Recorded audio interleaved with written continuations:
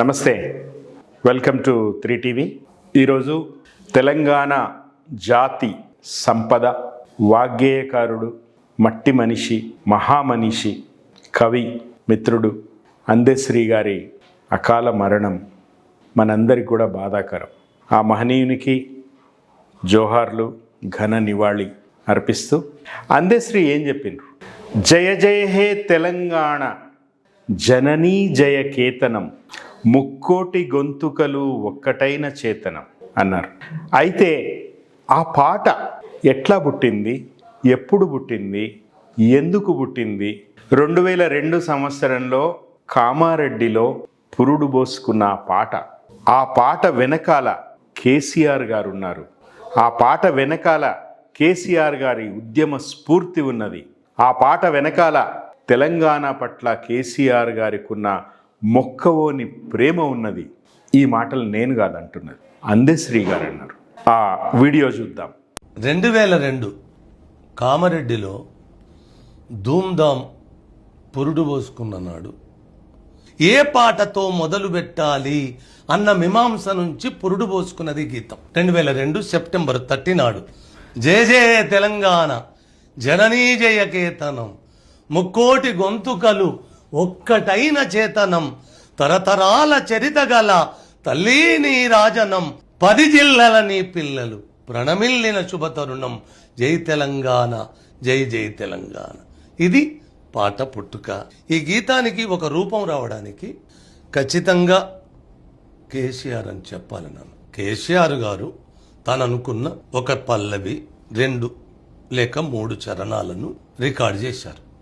So మీరు చూస్తున్న ఈ 33 జిల్లాల తెలంగాణ తల్లి అందెశ్రీ గారు 10 జిల్లాలు అంటే 10 ఉమ్మడి జిల్లాలు, అవి 33 జిల్లాలు అయినాయి.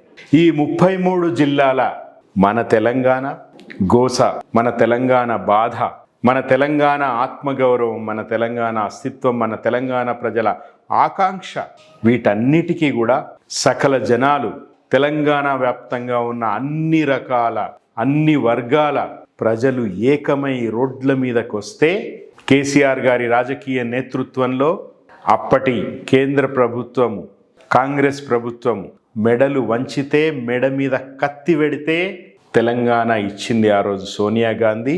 చిన్నమ్మ బీజేపీ సుష్మా స్వరాజ్ గారు బీజేపీ పార్టీ మద్దతుతో ఉభయ సభలలో పార్లమెంటులో బిల్లు ఆమోదం పొంది తెలంగాణ వచ్చింది. ఈ వచ్చిన తెలంగాణలో నేటి ప్రస్తుత ముఖ్యమంత్రి, ఆ రోజు తెలంగాణ ఉద్యమం మీద బందూకు పెట్టిన రేవంత్ రెడ్డి పాత్ర తెలంగాణ రావడంలో కానీ, ఈరోజు తెలంగాణ గోసలో కానీ రేవంత్ రెడ్డి పాత్ర ఏంది అనేది మనం అందరం కూడా ఎన్నోసార్లు సోషల్ మీడియాలో చూసినాం, మాట్లాడుకున్నాం.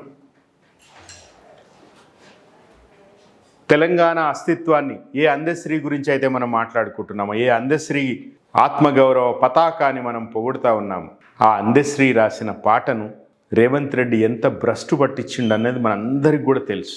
అట్లాగే తెలంగాణ ఆనవాళ్లు ఒక్కొక్కటిగా చెరిపివేస్తూ పోయింది రేవంత్ రెడ్డి. అది కాకతీయ తోరణం కావచ్చు, టీఎస్ను టీజీగా మార్చడం కావచ్చు.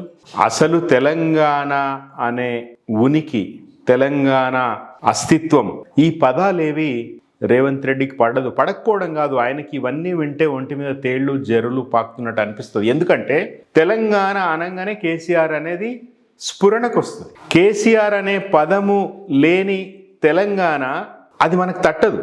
తెలంగాణ అండ్ కేసీఆర్ అవిభక్త కవలలు లాగా అయిపోయింది. అది విడదీసి చూడలేము, అంతగా పెనవేసుకుపోయి ఉన్నారు కేసీఆర్ తెలంగాణతో, తెలంగాణ తలంతో, తెలంగాణ పదంతో, తెలంగాణ ప్రగతితో, తెలంగాణ ఉనికితో, తెలంగాణ అస్తిత్వంతో.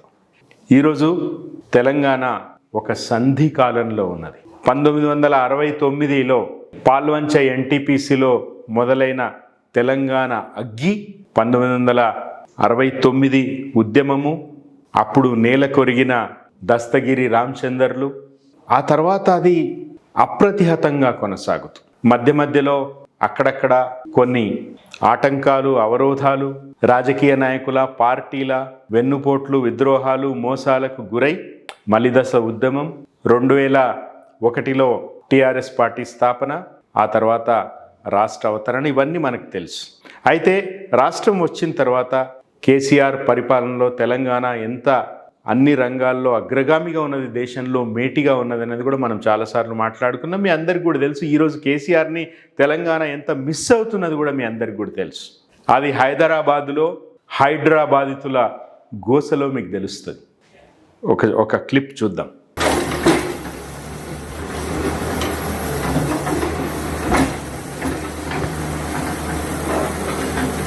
ఇళ్ళు నేలమట్టం, పేదల ఇళ్ళు నేలమట్టం చేస్తే ఆ పేదలకు బతుకు లేకుండా ఈరోజు బస్తీలలో, హైదరాబాద్ బస్తీలలో జనాలు రేవంత్ రెడ్డిని పెడుతున్న శాపనార్థాలు మనకందరికీ కూడా తెలుసు. ఈరోజు ముఖ్యంగా ఈ వీడియో ద్వారా జూబ్లీహిల్స్ ప్రజలకి నేను అప్పీల్ చేస్తా ఉన్నా. ఈరోజు తెలంగాణను కాపాడాల్సిన బాధ్యత మీ మీద ఉన్నది. ఈరోజు తెలంగాణను కాపాడే ఒక అవకాశం కూడా మీకున్నది. రేపు 11వ తారీఖు జూబ్లీహిల్స్ ఉప ఎన్నిక పోలింగ్ జరుగుతున్నది. మీరు కాంగ్రెస్ పార్టీని చిత్తుగా ఓడించడం ద్వారా, బీజేపీ అయితే సోదిలోనే లేదు జూబ్లీహిల్స్లో, బీఆర్ఎస్ పార్టీని గెలిపించడం ద్వారా, కారు గుర్తుకు ఓటేయడం ద్వారా మీరు తెలంగాణ మొత్తానికి మాత్రమే కాదు, రాహుల్ గాంధీకి కూడా ఒక క్లియర్ మెసేజ్ ఇవ్వబోతా ఉన్నారు. ఈ ముఖ్యమంత్రి రేవంత్ రెడ్డి గారు గత 2 సంవత్సరాలలో మొత్తం తెలంగాణని భ్రష్టు పట్టించిండు. ఈరోజు తెలంగాణని కాపాడాలి. కాంగ్రెస్ పార్టీ, రాహుల్ గాంధీ మీరు ఇప్పటికైనా మేలుకుంటారా లేదా? ఇంకొక 3 ఏళ్ల కాలం ఉన్నది. ఈ 3 ఏళ్ల కాలంలో మీరు కాంగ్రెస్ పార్టీని ఏమన్నా కొన ఊపిరితో ఉన్న కాంగ్రెస్ పార్టీని ఇంకొద్దిగా ఆయుస్సు పెంచే పని మీరు చేస్తారా? ఈ రేవంత్ రెడ్డి అనేవాడిని దింపేసి ఇంకొకరిని ముఖ్యమంత్రి చేస్తారా? లేదా ఇంకా పాఠం నేర్వరా? దేశంలో మొత్తం అన్ని రాష్ట్రాల్లో ఖతమైపోయింది కాంగ్రెస్ పార్టీ. ఇప్పుడు కర్ణాటకలో ఉన్నది, తెలంగాణలో ఉన్నది, హిమాచల్ ప్రదేశ్లో సగం ఉన్నది. వీటిని మీరు ఏటీఎంలుగా చూస్తూ రేవంత్ రెడ్డి కానీ అటు సిద్ధరామయ్య కానీ వీళ్ళు ఇచ్చే మూటలు అందుకుంటూ అట్లా సంతృప్తి పడతారా? అది సరిపోతుందా మీకు? మా బతుకులు మీకు పట్టవా?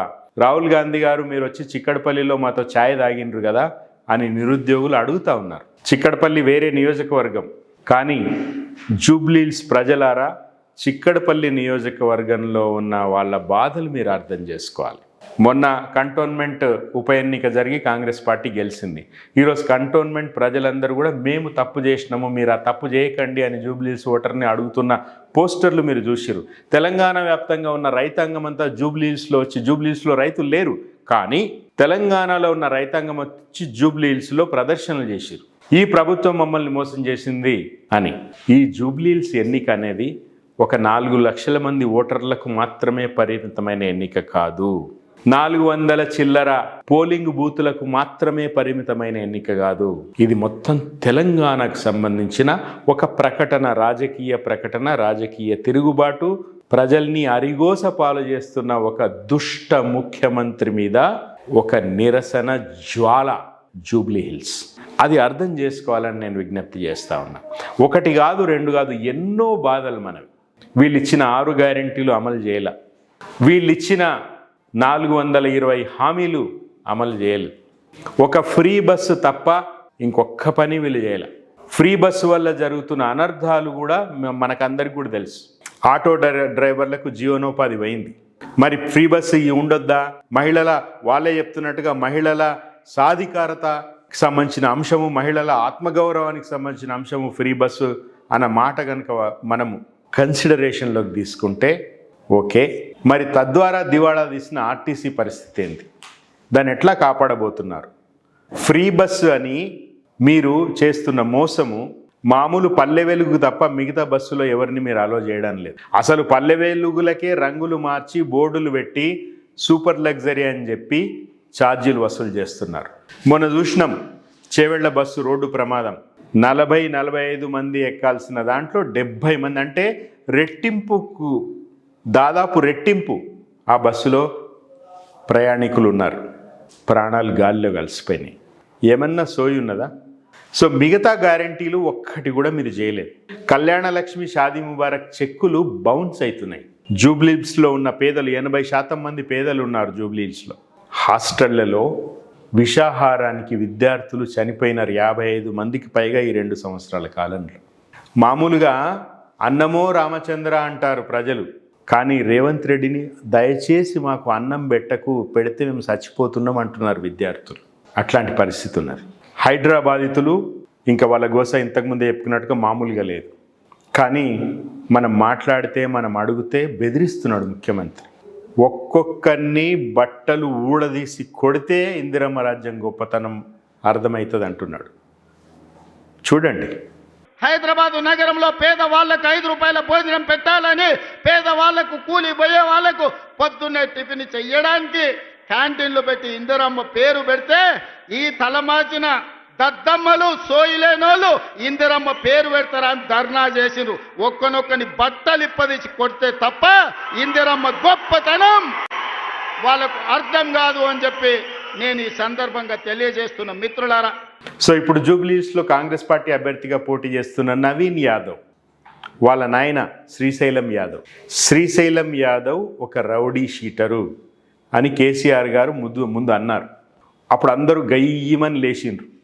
అంటే మా బీసీలు మీకు రౌడీలా కనపడుతున్నారా అన్నారు. తర్వాత ఏమైంది?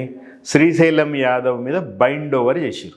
రౌడీ షీటర్ అని బైండ్ ఓవర్ చేసిరు. ఎవరు చేసిరు? ఎన్నికల సంఘం చేసింది. అంటే కేసీఆర్ ఒక్కడ అనలే, ఎన్నికల సంఘము నువ్వు రౌడీ షీటర్వే అన్నది. ఆయనను బైండ్ ఓవర్ ఎవరు చేసిరు? రేవంత్ రెడ్డి పోలీసులు చేసిరు. అంటే ఏమన్నది? గవర్నమెంటే అంటున్నది నువ్వు రౌడీ షీటర్వే అని. మరి ఆ రౌడీ షీటర్ కొడుకు రోజు బెదిరిస్తున్నాడు. ప్రచారానికి వస్తే తంతాం నరుకుతాం అంటున్నాడు. అప్పుడే ఏం చేసిరు? ముందున్నది కథ అంటున్నారు. అట్లాంటి వాడు ఎమ్మెల్యే కావాలనా? హౌస్లో కూర్చోవాలనా? ఇదేమైనా అసెంబ్లీ రౌడీ సినిమానా? మోహన్ బాబు సినిమానా? ఇదేమన్నా ప్రజాస్వామ్యం కదా? రౌడీలు ఎంత ధైర్యంగా బెదిరిస్తూ ఉన్నారు. వీళ్ళని కొంతమంది బీసీ నాయకులు వెనకేసుకొస్తున్నారు. బీసీ వాదం అంటున్నారు. విశారదన్ మహారాజ్ గారు ఆయన మంచి మాట చెప్పిండ్రు. నవీన్ యాదవ్ శరీరం మాత్రమే బీసీ, ఆయన మెదడంతా రేవంత్ రెడ్డి అన్నాడు. ఇక ఆలోచించుకోండి మీరు. ఆయన బహుజన సాధికారత కోసం విశారదన్ మహారాజ్ రాష్ట్రమంతా తిరుగుతూ ఉన్నాడు. ఆయనే చెప్తున్నాడు, నవీన్ యాదవ్లోని యాదవ్ చూసి మోసపోకండి, ఆయన మొత్తం తల అంతా కూడా ఆయన పెత్తందారి పోకడలు, ఆయన బెదిరింపులు, ఆయన గూండాయిజము, దాన్ని చూడండి అని అంటున్నారు. నా విజ్ఞప్తి కూడా అదే.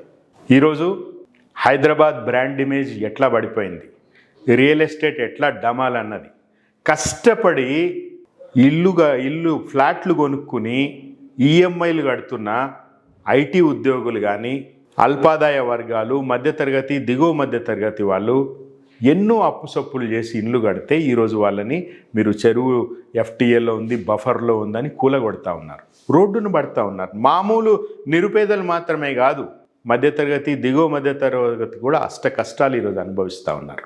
ఇదేదో బీఆర్ఎస్ పార్టీకి ఫేవర్ చేయనికే ఈ వీడియో చేస్తున్నానని మీరు అనుకోకండి. కాంగ్రెస్కి ఒక గుణపాఠం కావాలి. ఈ ఒక్క ఎమ్మెల్యే కాంగ్రెస్ గెలవడం ద్వారా ఇంకా ఎక్కువ నష్టం జరుగుతుంది. కాంగ్రెస్ పార్టీ అభిమానులు, నాయకులు, కార్యకర్తలు ఈరోజు ముఖ్యమంత్రి యొక్క దాష్టీకాన్ని, బయట నుంచి వచ్చిన ఒక వలస పక్షి యొక్క దాష్టీకాన్ని కాంగ్రెస్లో కూడా చాలామంది నిరసిస్తూ ఉన్నారు. జీవన్ రెడ్డి గారు మాట్లాడినరు, ఇప్పుడు కోమటిరెడ్డి రాజగోపాల్ రెడ్డి కూడా మాట్లాడుతూ ఉన్నాడు, ఎంతోమంది మాట్లాడుతూ ఉన్నారు. మరి కాంగ్రెస్ పార్టీని రక్షించుకోవాల్సిన బాధ్యత కాంగ్రెస్ పార్టీ సింపథైజర్స్ కూడా ఉన్నది కదా. నవీన్ యాదవ్ గెలవకపోతే మీ ప్రభుత్వం ఏం పడిపోదు, కానీ నవీన్ యాదవ్ ఓడిపోతే తెలంగాణకు ఊపిరి అందుతుంది. మళ్ళా కాంగ్రెస్ పార్టీకి కూడా ఊపిరి అందుతుంది. నేను అది కూడా చెప్తున్నా, నవీన్ యాదవ్ గెలిచిండు అనుకో, ఇక ముఖ్యమంత్రి విర్రవీగుడికి అడ్డు అదుపు ఉండదు. ఆల్రెడీ ఆయన బరి తెగించిండు, అచ్చోసిన ఆంబోతులాగా రోడ్ల మీద పడ్డాడు, ఇష్టం వచ్చినట్టు మాట్లాడుతున్నాడు. సమయము సందర్భము ఏందనేది కూడా లేకుండా నోటికి ఎంత వస్తే, అది చిన్నపిల్లల మీటింగ్ కావచ్చు, అది ఉద్యోగుల ఇది కావచ్చు, స్వాతంత్ర దినోత్సవ వేడుకలు కావచ్చు, ఆయనకు సమయము సందర్భంతో అవసరం లేదు, పని లేదు, ఆ సోయి కూడా లేదు. ఒకటే రెటరిక్, ఒకటే ఆయన బూతులు మాట్లాడడం. సో ఇలాంటి ప్రభుత్వం, ఇలాంటి ముఖ్యమంత్రి అవసరమా అని కాంగ్రెస్ పార్టీ నాయకులు కూడా ఆలోచించుకోవాలి. కాంగ్రెస్ పార్టీ సానుభూతి పరులైన జూబ్లీహిల్స్ ఓటర్లు కూడా ఆలోచించాలి. నా అప్పీల్ ప్రధానంగా కాంగ్రెస్ వాళ్ళకి, ఇది బీఆర్ఎస్ వాళ్ళకి కాదు, కాంగ్రెస్ వాళ్ళకే నా అప్పీల్. మీ పార్టీని ఫస్ట్ మీరు రక్షించుకోండి అయ్యా. ఇంకో 3 సంవత్సరాలు ఉంది. పూర్తిగా భ్రష్టు బట్టి 20 ఏండ్ల దాకా అధికారంలోకి రాని పరిస్థితి తెచ్చుకోకండి. ఓడించి పాడదొబ్బడి నవీన్ యాదవ్ అని. అప్పుడైనా రాహుల్ గాంధీ కళ్ళు తెరుస్తాడు, రేవంత్ రెడ్డి కళ్ళు తెరవడు. ఎందుకంటే ఆయన కళ్ళు మూసుకుని లేడు. ఆయన నిద్రపోతే మనం లేపొచ్చు, కానీ ఆయన నిద్ర నటిస్తున్నాడు. సో రేవంత్ రెడ్డిని పక్కకు తప్పించేసేయాలి. ఆయన ముఖ్యమంత్రిగా రాష్ట్రానికి పనికిరాడు, నాయకుడిగా కాంగ్రెస్ పార్టీకి పనికిరాడు. సో కాబట్టి నవీన్ యాదవ్ని ఓడించడం ద్వారా, రేవంత్ రెడ్డిని ఓడించడం ద్వారా కాంగ్రెస్ పార్టీకి మేలు చేసిన వాళ్ళు అవుతారు, తద్వారా తెలంగాణకు మేలు చేసిన వాళ్ళు అవుతారు. తర్వాత 3 ఏళ్ళు ఎవరు, కేసీఆర్ ముఖ్యమంత్రి కాడు, కేటీఆర్ ముఖ్యమంత్రి కాడు కదా. వాళ్ళు పదే కేసీఆర్ ఎన్నోసార్లు చెప్పిండు, ఈ ప్రభుత్వాన్ని దింపాల్సిన అవసరం మాకు లేదు, ఆ పని మేము చేయము, మీకు సమయం ఇస్తాము, ఫుల్ టైం 5 ఏళ్ళు ఉండండి మీరు. ప్రజా తీర్పు కదా. సో కాబట్టి ఈ 3 సంవత్సరాలలో ఇంకా 4 పనులు చేసి గౌరవ ప్రతిపక్షంగా నా నెక్స్ట్ టైం మీరు సభలో ఉండాలని నేను కోరుకుంటున్నా. ఎందుకంటే నేను ఒక ప్రజాస్వామ్యవాదిని. ప్రజాస్వామ్యం పరిపుష్టంగా ఉండాలి, ఒక డిసెంట్కి అవకాశం ఉండాలి.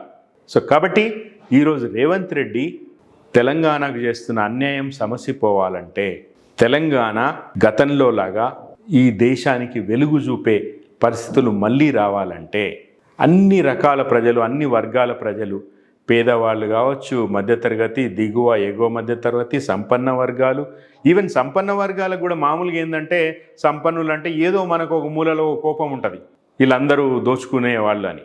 కానీ ఈరోజు రియల్ ఎస్టేట్ డమాల్ అంటున్నది, వ్యాపారాలు మొత్తము చల్లబడ్డాయి, శాంతి భద్రతలు లేవు. ఇది అందరి సమస్య. హైదరాబాదులో మన పోలీసులకు, మన ప్రభుత్వానికి తెలియకుండా గంజాయి, డ్రగ్స్ నడుస్తూ ఉన్నాయి. మహారాష్ట్రకి వెళ్ళి పోలీసులు వచ్చి ఇన్వెస్టిగేషన్ చేస్తే తప్ప మనకు సోయి రాలే. అట్లాంటి పరిస్థితిలో ఈరోజు రాష్ట్రం ఉన్నది. ఎవడొస్తాడు, ఎవడు పెట్టుబడులు పెడతాడు, ఎట్లా ఉద్యోగాలు వస్తాయి? ఎల్ఎన్టీ ఎందుకు చేతులు ఎత్తేసింది? ఎందుకు ఒక మంత్రి ఓఎస్డి గన్ను పెట్టి బెదిరిస్తాడు? ఎందుకు ఒక మంత్రి కూతురు రేవంత్ రెడ్డి కుటుంబము మంచిరేవులలో చేస్తున్న దందాల గురించి, తమకు చేస్తున్న బెదిరింపుల గురించి మంత్రి కూతురు మాట్లాడితే ఈరోజు విచారణ లేకుండా ఎందుకు పోయింది? మంత్రులకే రక్షణ లేనప్పుడు మరొక మంత్రి జూపల్లి కృష్ణారావు, ఆయనకు తన శాఖ నుంచి తనకు సమాచారం రావడం లేదు, అధికారులు కోఆపరేట్ చేయడం లేదు. ఒక మంత్రి ఆర్టీఐ యాక్ట్ ద్వారా సమాచారం తెప్పించుకునే ఒక దౌర్భాగ్య స్థితిలో ఈరోజు తెలంగాణ ఉన్నది. మరి మామూలు ప్రజలు మిమ్మల్ని అడుగుతాడా, దేక్తాడా? మీ గోసేవనికైనా పడుతుందా? మంత్రులకే దిక్కు లేదయ్యా. సో కాబట్టి ఈ పరిస్థితి మారాలే. జూబ్లీహిల్స్ ప్రజలు తెలంగాణని రక్షించే అవకాశం మీకున్నదని మరొకసారి చెప్తా ఉన్నా. Please save Telangana. కాంగ్రెస్ని ఓడించండి, కారు గుర్తుకు ఓటేసి బీఆర్ఎస్ని గెలిపించండి. ఇది కేసీఆర్ కోసం కాదు, ఇది కేటీఆర్ కోసం కాదు. నా వీడియో చూస్తే వాళ్ళు నన్ను ఏదో మెచ్చుకుంటారనే నా స్వార్థం కోసం నేను చెప్పడం లేదు. తెలంగాణ కోసం మీరు కాంగ్రెస్ పార్టీని ఓడించండి. రేపు జరిగే పోలింగ్లో కారు గుర్తుకు ఓటేయండి. మాగంటి సునీత గెలవడం అంటే మీరు గెలవడం, తెలంగాణ మళ్ళా నిలవడం. దయచేసి ఆలోచించండి అని కోరుతా ఉన్నాను. జై తెలంగాణ.